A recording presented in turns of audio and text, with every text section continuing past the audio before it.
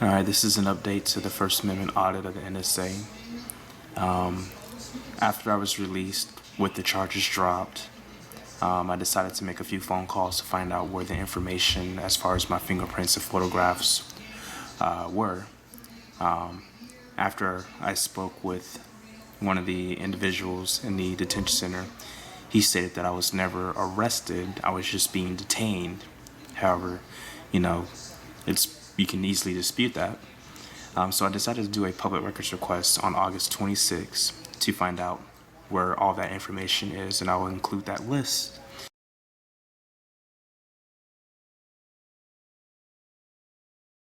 Keep in mind that this records request was sent in on August 26, and I am just now hearing back from them on September 11th, which is today. And the reason why this request is being withheld is because it states that Philip Turner was arrested and charged with jaywalking on August 24th. This criminal charge is pending before the San Antonio Municipal Court.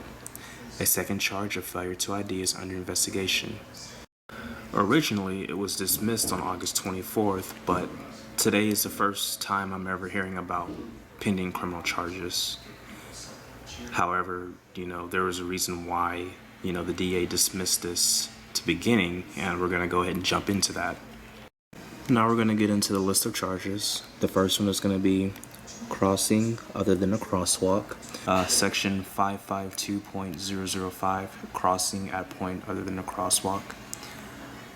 A pedestrian shall yield to the right of way to a vehicle on the highway if crossing a roadway at a place other than a marked crosswalk or in an unmarked crosswalk at an intersection.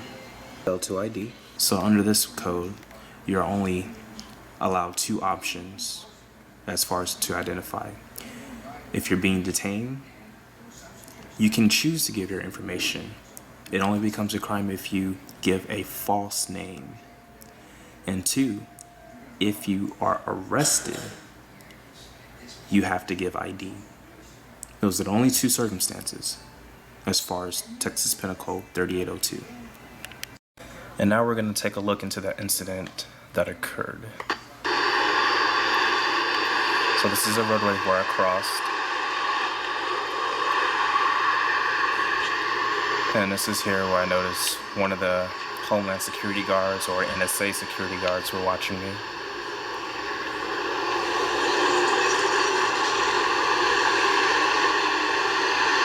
And there's one officer, and there's two officers there. So of course I wait for all traffic to cross, so I'm yielding to traffic.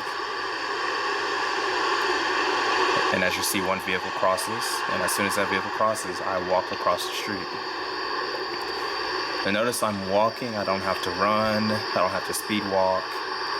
This was actually enough time for me to cross the roadway and for the officer behind me to cross without there to be interfering with any type of traffic at all whatsoever.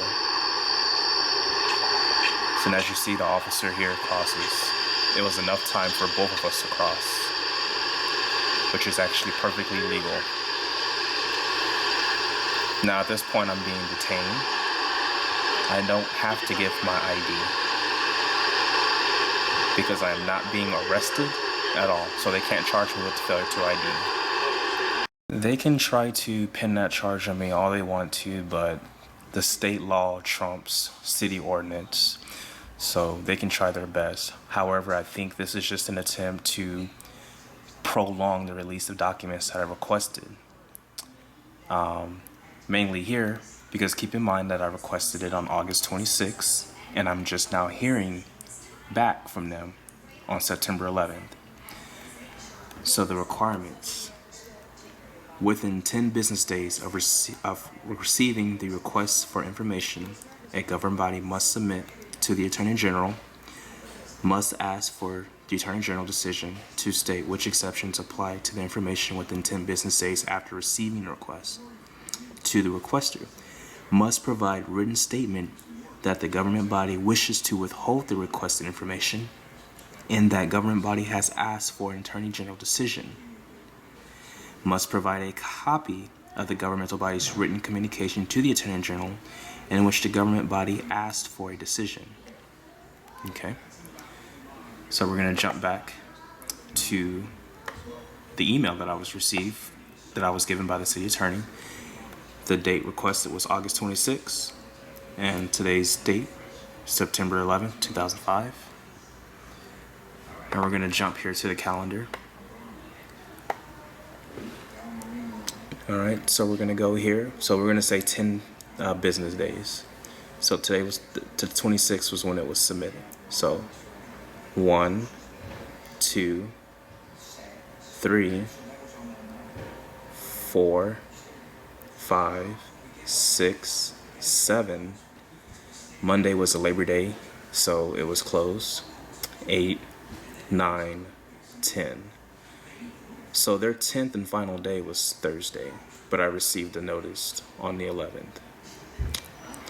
I just think this is an attempt to prolong the release of documents because they're just trying to cover up their wrongdoing.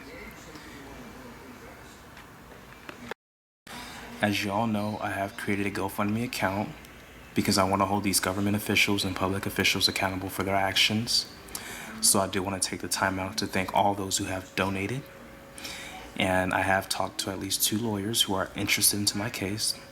All that's left is just for me to meet them in person and to discuss more. For those who have not donated yet, I encourage you to do so. Every little bit helps.